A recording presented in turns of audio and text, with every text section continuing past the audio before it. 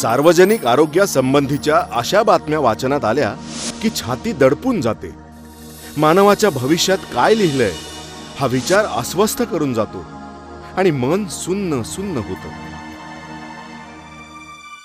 लोकसंख्येचा विस्फोट, अनिर्बंध औद्योगिकीकरणामुळे वाढलेलं दूषित वायूचं उत्सर्जन, मानवी वस्त्यातून उत्सर्जित होणारं दूषित पाणी, यामुळे होणारं जलप्रदूषण, शेती उत्पादनाच्या निर्मिती, विक्री आणि त्यापासून बनवण्यात येणाऱ्या अन्न पदार्थांच्या प्रक्रियेत वाढलेल्या रासायनिक पदार्थांच्या वापरामुळे कमाल पातळीला पोहोचलेलं अन्न प्रदूषण, बदललेल्या आहार पद्धतीमुळे शरीराला होणारा असकस अन्न पुरवठा,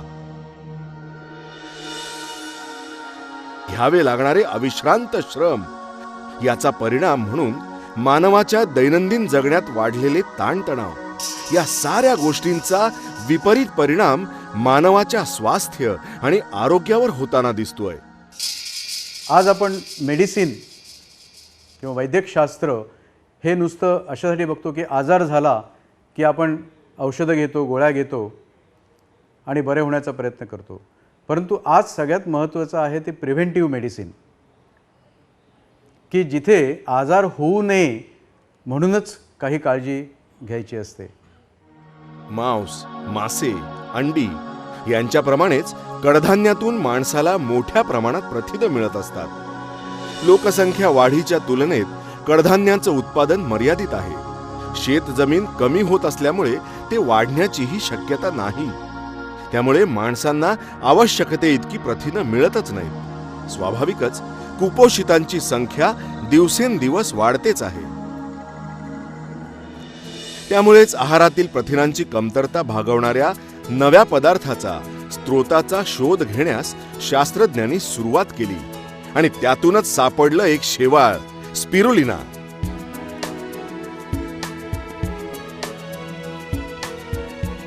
पृथ्वीच्या उत्पत्तीनंतर पृथ्वी तलावर निर्माण झालेली पहिली वनस्पती स्पिरुलिना होती. कुपोषणावर उपायकारक ठरू शकेल अशा प्रथिनाच्या स्त्रोताचा शोध घेण्याचं काम सुरू झालं तेव्हा आफ्रिकेतील आदिवासी जमाती तळ्यात वाढणाऱ्या स्पिरुलिना शैवालाचं सेवन करतात हे डॉक्टर क्लिमेंट यांच्या निदर्शनास आलं. स्पिरुलिना खाणारे ते आदिवासी शरीरानं निरोगी, धट्टेकट्टे होते आणि त्यामुळे त्यांचं आयुष्यमानही अधिक होतं.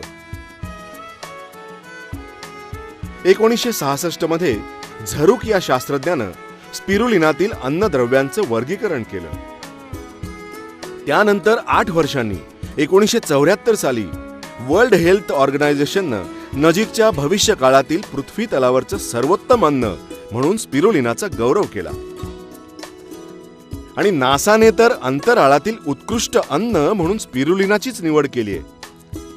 स्पिरुलिनामध्ये पालकपेक्षा 5000% अधिक लोह, दुधापेक्षा 500% अधिक कॅल्शियम, गाजराहून 1000% अधिक बीटा कॅरोटीन आणि अंडी, मांस, माशांपेक्षा 300% अधिक प्रोटीन आहे आणि तेही कोलेस्टेरॉल विरहित.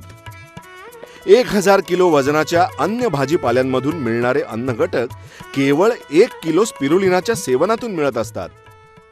Standardization of herbal medicines is my hobby. And in that respect, I would like to say that spirulina, which is an algal product, is a wonderful combination of proteins containing all essential amino acids.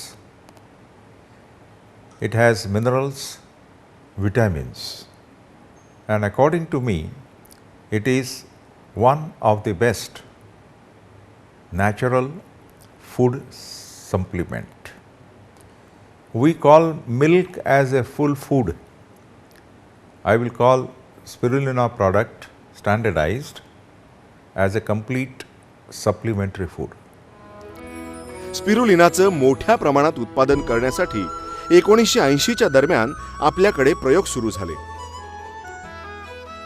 केंद्रीय कृषी मंत्रालयाच्या मार्गदर्शनानुसार पायरेन्स संचालित कृषी विज्ञान केंद्र बाभळेश्वर इथल्या संशोधकांनी स्पिरुलिनाचं व्यापारी तत्वावर उत्पादन करण्याचं तंत्रज्ञान विकसित केलंय.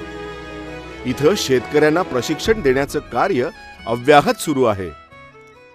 खाण्याच्या पद्धतीमुळं किंवा राहणीमानाच्या पद्धतीमुळे जर बघितलं तर आज आपण बघतो की बॉडीमधले किंवा शरीरामधलं जे काय न्यूट्रिएंट इम्बॅलन्स हा फार मोठ्या प्रमाणात वाढतो आहे आणि त्याच्यामुळं जे प्रश्न आज निर्माण होतात हे समस्या फक्त औषधांनी सुटणार आहेत का किंवा आपल्याला निसर्गाने काय आपल्याकडे काय असं वैशिष्ट्यपूर्ण काही दिलं का. खरं ह्या दृष्टीवर आम्ही कृषी विज्ञान केंद्र महाबळेश्वरनी 15 वर्षापूर्वी विचार केला आणि 2001मध्ये स्पिरुलिना ह्या सर्व प्रश्नावर उत्तर होऊ शकतं हा विचार पुढं आला आणि त्या दृष्टीनं आम्ही मग इथंच कृषी विज्ञान केंद्रामध्येच आम्ही प्रोडक्शन सुरू केलं. पण आम्ही एक बघितलं की फायदे खरंच आहेत का.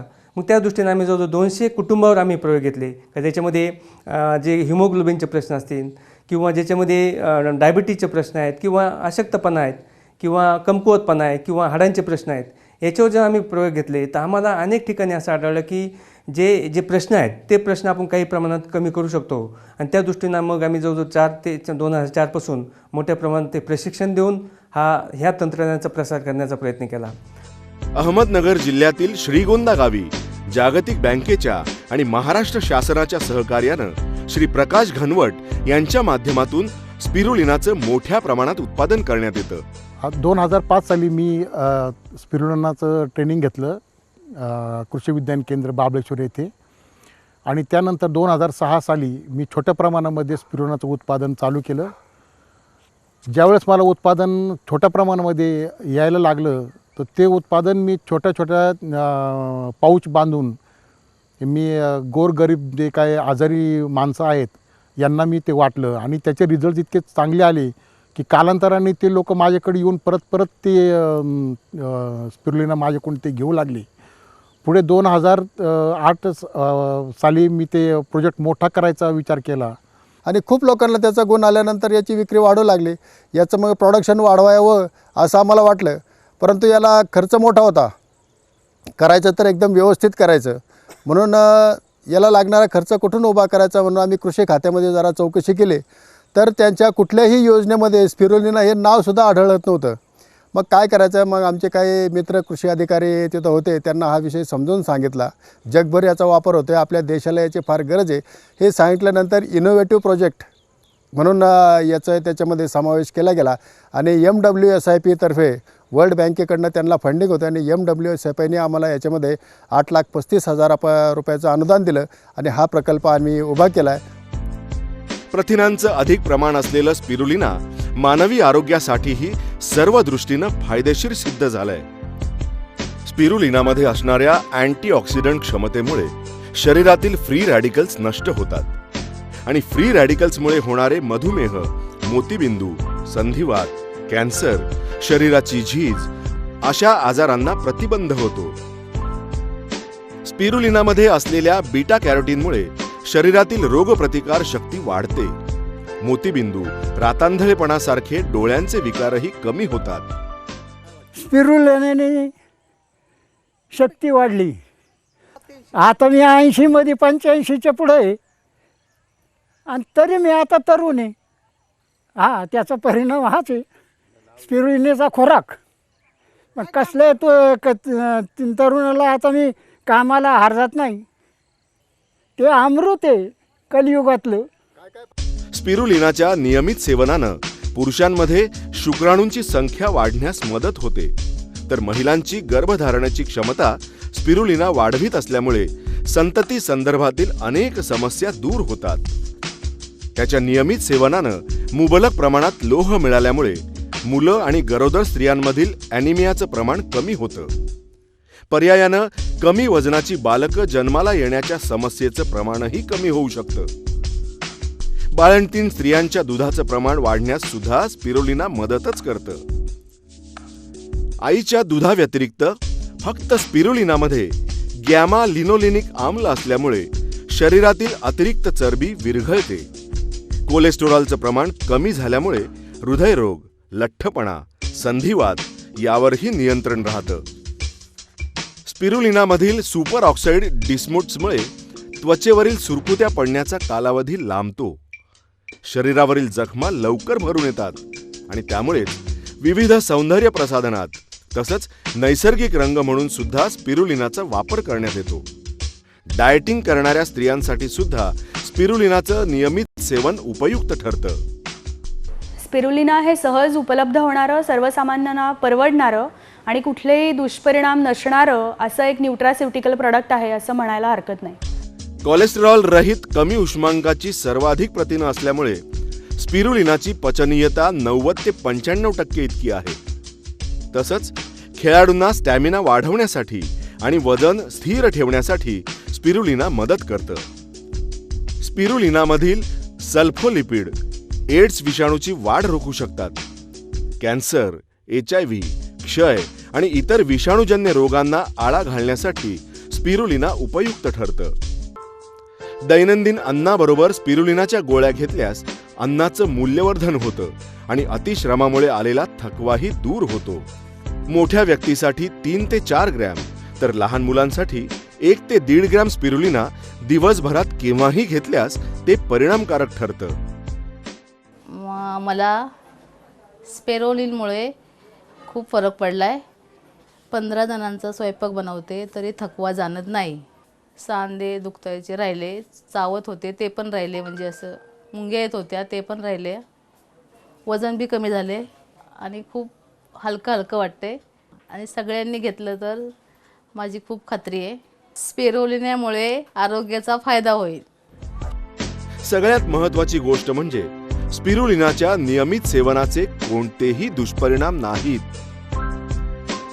रोग निवारणापेक्षा रोग प्रतिबंधाचा उपाय म्हणून स्पिरुलिनाला 21व्या शतकातील संजीवनी असं म्हणता येईल. असं हे नैसर्गिक शेवाळ स्पिरुलिना नजीकच्या भविष्यात मानवी जीवनासाठी आणि सकल मनुष्य जातीसाठी वरदान ठरणार यात तिळमात्र शंका नाही.